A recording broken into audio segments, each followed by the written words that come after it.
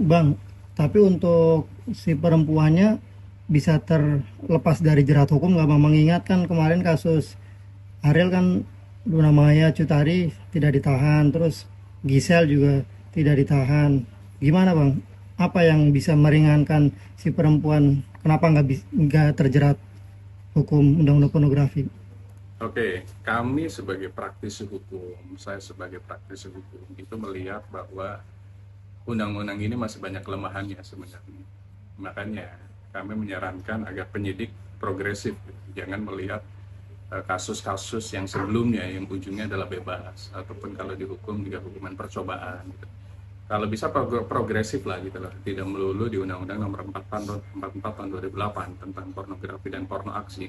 Kalau bisa dikaitkan juga terkait dengan apa namanya, dia bisa masuk pasal 55 nya turut serta di Undang-Undang ITE-nya nomor 18 tahun 2008 atau 11 tahun 2008 di pasal 27 ayat 1 jungtokan dengan hal yang berat agar apa menjadi efek jerah gitu. Karena kalau misalnya lagi-lagi public figure bebas, lagi-lagi hukumannya ringan, ini akan menjadi sebuah role model gitu.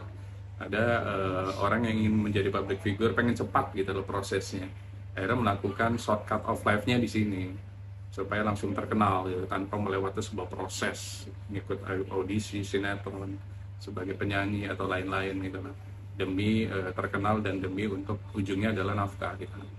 Nah itu yang apa namanya, harusnya belajar pengalaman dari kasus artis sebelumnya.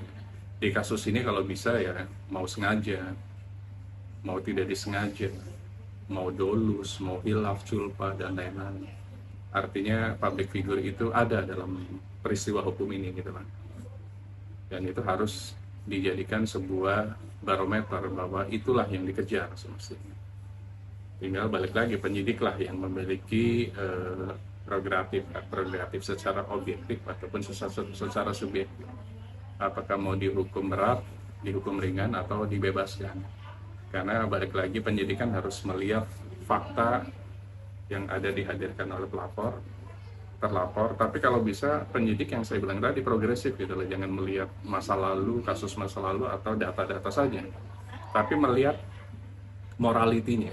Penyidik harus bisa menjadi garda terdepan juga supaya masyarakat diberikan warning, jangan melakukan ini lagi. Ini saja hilaf, ini saja nggak sengaja, ini saja tanpa sadar dihukum. Jadi disitulah harus ada exception, ada kekecualian gitu lah. Supaya apa? Supaya tidak terulang gitu. Public figure bebas begitu saja.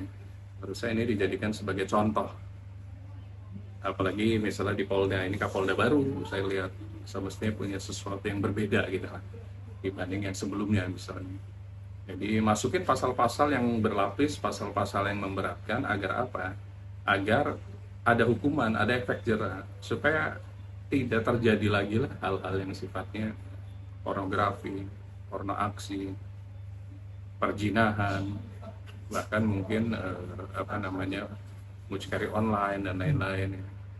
Perdagangan orang. Nah itu yang sifatnya efek jerah sebenarnya. Nah gimana caranya ada pembeda, kalau bisa berlapis, kalau bisa juga bisa langsung ditahan, masukin ancaman hukuman yang di atas 5 tahun. Nah di situ yang harus dilakukan oleh penyidik sebenarnya. Kemudian gelar perkara juga dipercepat karena ini lagi viral. Gelar perkara itu ada yang sehari juga bisa langsung gelar perkara dari proses pelaporan, bisa seminggu, bisa 2 minggu, kalau bisa as soon as possible gitu. Karena ini masih viral, jangan sampai adem dulu, baru setelah itu ada kasus baru, ini terlupakan. Jadi ini tugas dari penyidik, memang tugas berat karena bagaimanapun penyidik memiliki tupoksi di situ, apalagi penyidik krimsus. Semestinya harus progresif, tidak melulu dari pasal-pasal yang dilaporkan oleh pelapor, tapi harus punya kreativitas, gitu, punya prakarya agar masa depan anak muda Indonesia ini bisa terbentengi gitu, dari peristiwa video porno, dari peristiwa hal-hal yang pelanggaran kesusilaan.